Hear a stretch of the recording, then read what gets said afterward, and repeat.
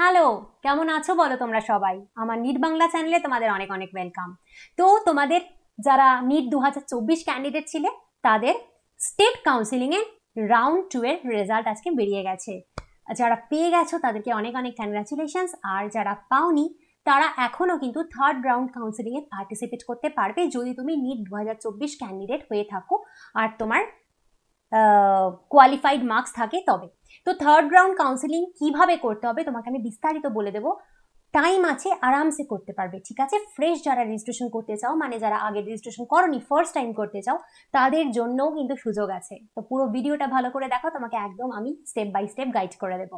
আর তার আগে বলছি, তুমি যদি আমার চ্যানেলে নতুন হয়ে থাকো চ্যানেলটা সাবস্ক্রাইব করে দিতে পারো। ভিডিওগুলো ভালো লাগলে লাইক কমেন্ট শেয়ার করতে একদম ভুলো না। তোমার নিট জার্নিতে তোমার সাথে কন্টিনিউয়াস আমি পাশে থাকবো বাংলায় সবার আগে। চলো দেখা যাক। তো দেখো, এখানে আমরা দেখতে পাচ্ছি হচ্ছে রাউন্ড 3 কাউন্সিলিং এ কারা কারা অংশগ্রহণ করতে পারবে। এটা আগে বলে নি, তারপরে বলছি তোমার কোন ডেটে কি হবে। আগে বলি, তুমি যদি ফ্রেশ রেজিস্ট্রেশন করতে চাও, মানে ফ্রেশ ক্যান্ডিডেট, ঠিক আছে, মানে তুমি রাউন্ড 1 বা রাউন্ড 2 তে পার্টিসিপেট করোনি, এই ফার্স্ট টাইম করতে চাইছো, তাহলে কিন্তু তুমি করতে পারো, ঠিক আছে? ওকে, তো অবশ্যই তোমাকে ফি পেমেন্ট করতে হবে। এর জন্য কিভাবে করতে হবে আমি বলে দিচ্ছি। নেক্সট হচ্ছে যারা who remain not allotted till round 2, মানে তুমি কাউন্সিলিং এ তো অংশগ্রহণ করেছিলে কিন্তু এখন অবধি, মানে রাউন্ড 2 অবধিও কিন্তু তুমি কোনো কলেজ পাওনি, তুমি কোনো মেডিকেল কলেজ এখনো পাওনি, তারা কিন্তু অটোমেটিক্যালি চয়েস ফিলিং করতে পারবে। তোমাকে আলাদা করে কিছু করতে হবে না, তোমাকে ফি পেমেন্টও করতে হবে না, কিচ্ছু করতে হবে না, তোমাকে কিন্তু ফিজিক্যাল ভেরিফিকেশন আর করতে হবে না, কোনো কিছু দরকার নেই। তুমি কিন্তু অটোমেটিক্যালি ডিরেক্টলি তুমি গিয়ে চয়েস ফিলিং করতে পারবে থার্ড রাউন্ডের জন্য, ঠিক আছে? তাহলে কাদের কথা বললাম? যারা চান্স পাওনি, এখনো কোনো মেডিকেল কলেজ পাওনি, কিন্তু প্রপার তুমি আগের রাউন্ডে রেজিস্ট্রেশন করেছিলে, তোমার ফিজিক্যাল ভেরিফিকেশন হয়ে গেছিল, তাদের কথা বলছি। নেক্সট হচ্ছে সেই বাচ্চা যারা ফেল টু প্রোভাইড চয়েস, মানে হচ্ছে তুমি আগের রাউন্ডে রাউন্ড 2 তে বা রাউন্ড 1 এ কি করেছিলে? তুমি চয়েস ফিলিং করতে পারোনি, মানে তুমি রেজিস্ট্রেশন তো করেছিলে, ফি পেমেন্টও করেছিলে, এবার তুমি গিয়ে ফিজিক্যাল ভেরিফিকেশনও করে এসেছো, সব করেছো, কিন্তু ফিজিক্যাল ভেরিফিকেশনের পরে তোমাকে যে কলেজের চয়েস দিতে হয়েছিল সেটা তুমি করোনি। সেই ক্ষেত্রে তুমিও কিন্তু এখন আবার ডিরেক্টলি চয়েস ফিল করতে পারবে, তোমাকেও কিন্তু কোনো টাকা পয়সা দিতে হবে না। ওকে, এবার হচ্ছে সেই সব বাচ্চারা যারা did not appear in the physical document verification process, তার মানে তুমি রেজিস্ট্রেশন তো করেছিলে, ফি পেমেন্টও করেছিলে, কিন্তু ফিজিক্যাল ডকুমেন্ট ভেরিফিকেশন তোমাকে যেদিন যেখানে যে টাইমে করতে বলা হয়েছিল তুমি সেদিন সেখানে গিয়ে উপস্থিত হওনি, তাহলেও কিন্তু তুমি করতে পারবে আবার রেজিস্ট্রেশন, কিন্তু এই ক্ষেত্রে কিন্তু তোমাকে আবার ফি দিতে হবে, এই ক্ষেত্রে তোমাকে কিন্তু আবার টাকা দিতে হবে, মানে তোমাকে আবার এই রাউন্ডের জন্য টাকা দিতে হবে, কারণ তোমার ফিজিক্যাল ভেরিফিকেশন এখনো হয়নি। টাকা দিলে তবেই কিন্তু তুমি ফিজিক্যাল ভেরিফিকেশন করতে পারবে, ঠিক আছে? তারপরে হচ্ছে সেই বাচ্চারা যারা seats were cancelled in round 2 due to inadequate documentation but still remained eligible for subsequent round, এরা হচ্ছে তারা যাদের কলেজ তো পেয়ে গেছিলে রাউন্ড 2 তে বা রাউন্ড 1 তোমরা কলেজ তো পেয়ে গেছিলে, কিন্তু কলেজ পাওয়ার পরে তুমি যখন কলেজে যাও তখন কলেজে গিয়ে প্রপার ডকুমেন্টস দিতে পারোনি, মানে যে ডকুমেন্টস গুলো তোমার দেওয়ার কথা ছিল সেগুলো কিন্তু তুমি দিতে পারোনি। সেরকম যদি হয়ে থাকে তাহলে কিন্তু তুমি আবার এখন counselling a direct choice filling এ অংশগ্রহণ করতে পারবে, ঠিক আছে?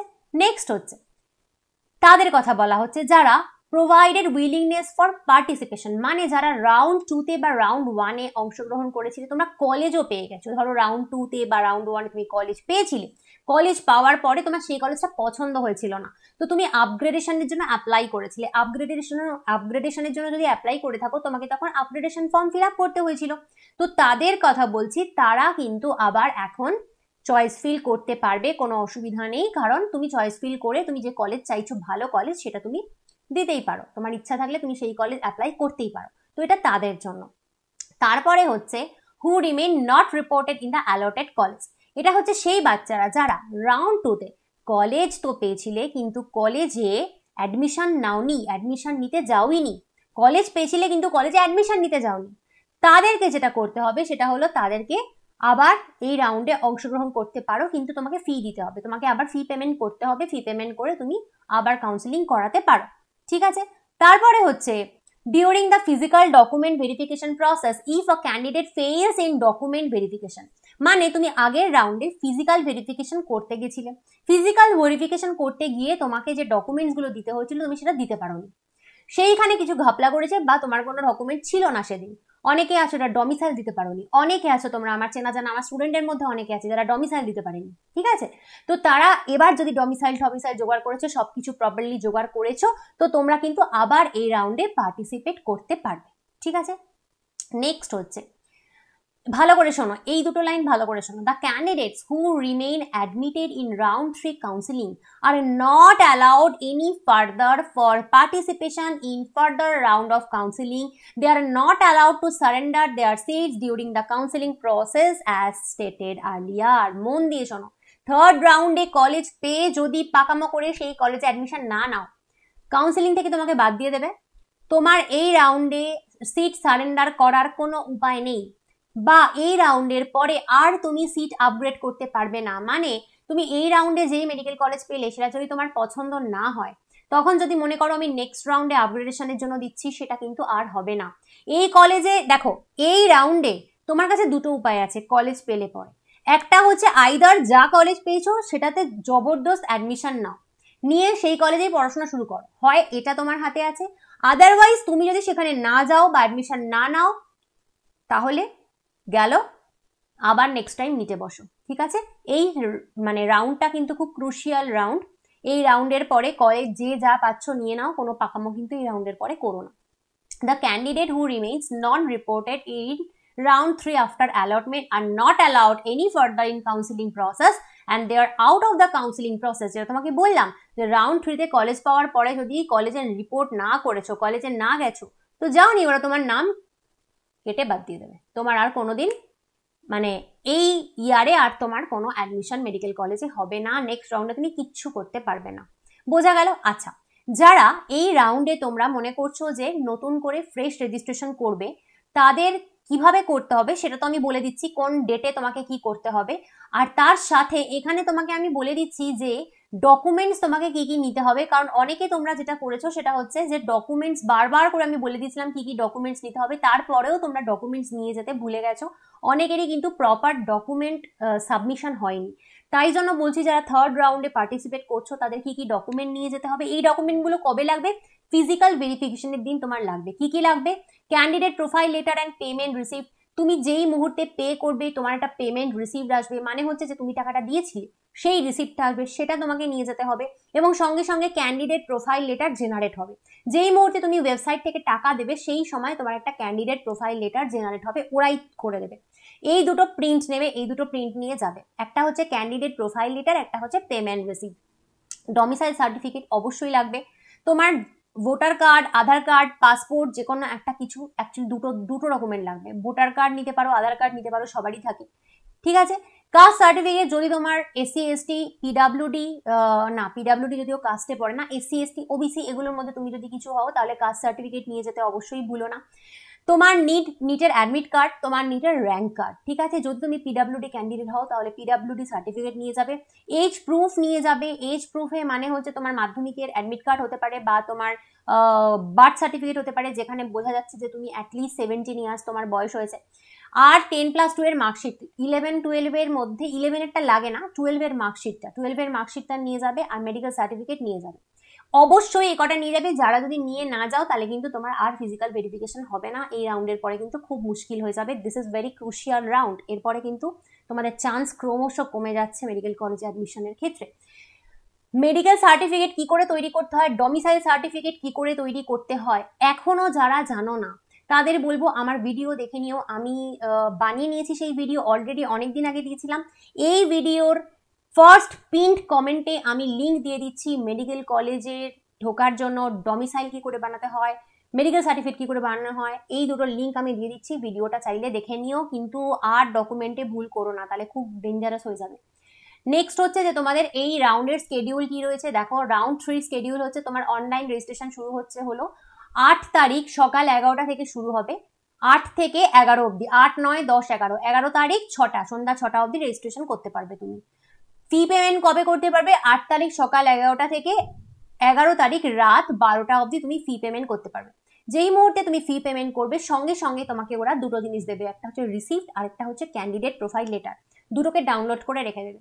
সেই ক্যান্ডিডেট প্রোফাইল লেটারে ওরা তোমায় বলে দেবে তোমার কবে কোথায় কোন টাইমে গিয়ে ফিজিক্যাল ভেরিফিকেশন করতে হবে। তো সেখানে চলে যাবে, যা যা ডকুমেন্ট বললাম এগুলো নিয়ে চলে যাবে। সেটার ডেট দিয়েছে ওরা 14 তারিখ আর 15 তারিখ অক্টোবরের। 14 আর 15 অক্টোবরের সকাল 11টা থেকে 4টের মধ্যে তোমাকে ওরা বলে দেবে কোথায় গিয়ে তোমাকে করতে হবে। ফিজিক্যাল ভেরিফিকেশন করার পরে তোমার যেটা হবে, ওরা হচ্ছে পাবলিশ করবে যে তোমার ফিজিক্যাল ভেরিফিকেশন ঠিক মতন হয়েছে কিনা, আর সিট ম্যাট্রিক্স দিয়ে দেবে, মানে কোন কলেজে কটা সিট পড়ে রয়েছে, এই যে জিনিসগুলো সেটা ওরা করবে হচ্ছে 16 তারিখ অক্টোবরের 16 তারিখ দুপুর 12টার পর থেকে।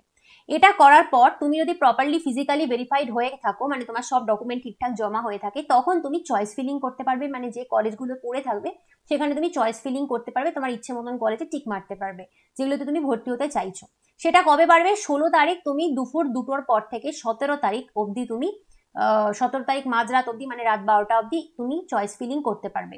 এবার যদি তোমার হয়ে যায়, ভাগ্য খুব ভালো থাকে, তাহলে তোমার রেজাল্ট বেরোবে হচ্ছে 21শে অক্টোবর দুপুর 4টের পর থেকে। ঠিক আছে, তারপরে তোমার কলেজে ভর্তি হবে 22-23 তারিখ 11টা থেকে 4টে। তো তুমি যদি কলেজ পেয়ে যাও রেজাল্টের পরে 22 আর 23 তারিখ কলেজে সোজা চলে যাবে 11টা থেকে 4টে অবধি। এই রাউন্ডেও যদি তোমার না হয়, নেক্সট কি করবে তাই নিয়েও ভিডিও আনবো। আরো উপায় আছে, এখনই আশা সব শেষ হয়ে যায়নি, তবে গভর্নমেন্ট মেডিকেল কলেজ মোটামুটি থার্ড রাউন্ডের পরে কিন্তু আর পড়ে থাকে না, এরকমই দেখা গেছে। বাঁচা বুচা হয়তো কিছু দু একটা পড়ে থাকতে পারে, কিন্তু ম্যাক্সিমাম গভর্নমেন্ট কলেজ শেষ হয়ে যাওয়ার কথা এখনই। তো this is very crucial round, মন দিয়ে করো, ভালোভাবে করো। তারপরেও আমি আবার ভিডিও করে দেবো নেক্সট রাউন্ডের জন্য কি করতে হবে, প্রাইভেট কলেজের জন্য কি করবে। আচ্ছা, আর হচ্ছে যে তুমি যদি 2025-এর নিট ক্যান্ডিডেট হও, 2025-এর নিটের খুব বেশি দিন কিন্তু আর বাকি নেই। যদি এসব দেখে মনে করছো যে এবার তোমাকেও পড়াশোনাটা স্টার্ট করতে হবে, এবং তুমি যদি নতুন করে স্টার্ট করতে চাও, তুমি যদি ড্রপার হও, তুমি যদি ফ্রেশ ক্যান্ডিডেট হও, তুমি যদি নিট দিতে চাও এবং বায়োলজি অনলাইন আমার কাছে পড়তে চাও, তাহলে অবশ্যই আমার ব্যাচ এনরোল করতে পারো। আমার ব্যাচে তো অ্যাডমিশন চলছে, আমার ব্যাচে অনেক কিছু স্পেশাল ফিচার্স আনা হয়েছে, অনেক রকমের এমসিকিউ প্র্যাকটিস চলছে। তো যাই হোক, তো আমার ব্যাচের যে ভিডিওটা, যে কিভাবে তোমাকে এনরোল করতে হবে আর কি কি তুমি আমার ব্যাচ থেকে পাবে, সেই ভিডিওটাও আমি আমার ফার্স্ট পিন কমেন্টে দিয়ে দিলাম, ভিডিওটা দেখে নিও। তো আজকে আসছি, চল বাই বাই।